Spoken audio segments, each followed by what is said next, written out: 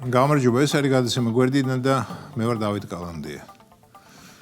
მეგობრებო, ჩემთვის ჩვენი უახლესი ისტორიის ერთ-ერთი ყველაზე საგულისხმო და სამარცხვინო ფურცელია ის, რომ სააკაშვილის სისხლიანი რეჟიმის დროს ქვეყანაში იყო 300,000 პრობაციონერი. დიახ, ამ პატარა, ამ ციცქნა ქვეყანაში 300,000 ადამიანს საპროცესო გარიგება ჰქონდა გაფორმებული რისთვის?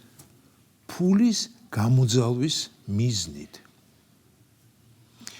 ადამიანებს იჭერდნენ, რათა ფული გამოეძალა და მე ამბობენ, რომ ეკონომიკა იზრდება და ყვავის და ნიკა გვარამია ამ პროცესების ერთ-ერთი არქიტექტორი იყო, სულის ჩამდგმელი და შემსრულებელი.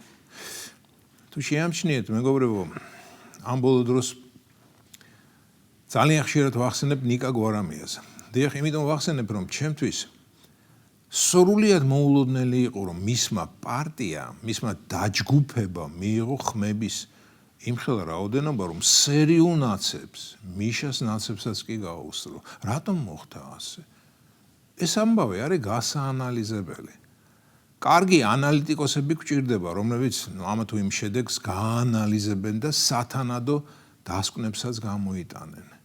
როდესაც ჩვენთან წინასაარჩევნო კამპანია მიმდინარეობდა, ალბათ შენიშნეთ, რომ მმართველი გუნდი დიდი პასუხისმგებლობით მიუდგა ამ საქმეს. არ დატოვა მგონი არც ერთი კუთხე კუნჭული საქართველოში, რომ არ მოენახულებინა, რომ არ დალაპარაკებოდა მაცხოვრებლებს, რომ არ გაეგო რა უჭირთ, რა აულხინ და რაღაც პრობლემების გადაწყვეტაზეც არ ელაპარაკა მათთან.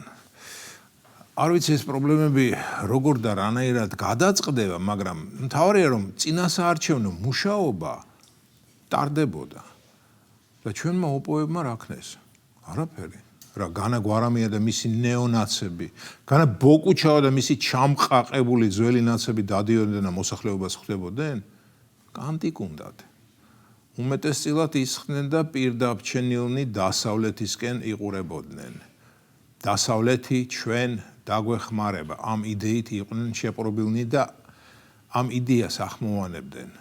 და რატომღაც ფიქრობდნენ, რომ ეს იდეა დასავლეთის ილუზორული დახმარება მათ მოგებას მოუტანდა.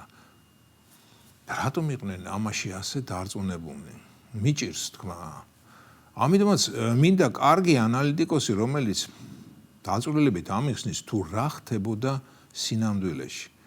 მაგრამ შორს წასვლა რა გვინდა, აგერ საბრალო უკრაინაც ასე იყო დარწმუნებული, რომ დასავლეთი მათ ომს მოაგებინებდა და რა მოაგებინა?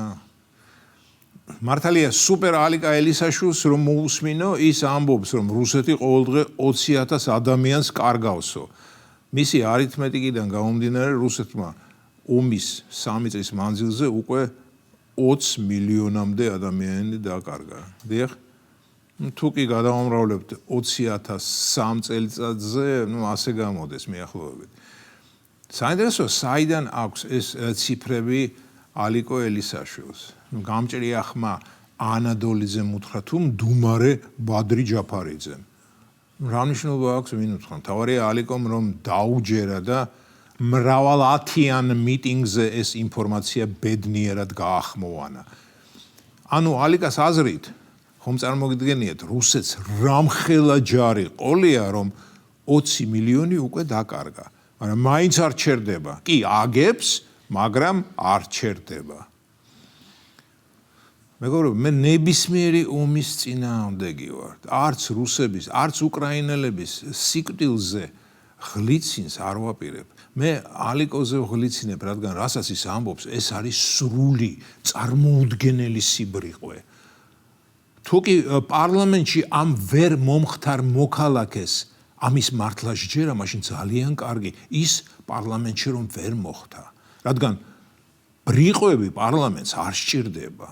და თუ კი ცრუობს და ხალხს აბოლებს, მაშინ მაინც კარგია რომ ვერ მოხდა.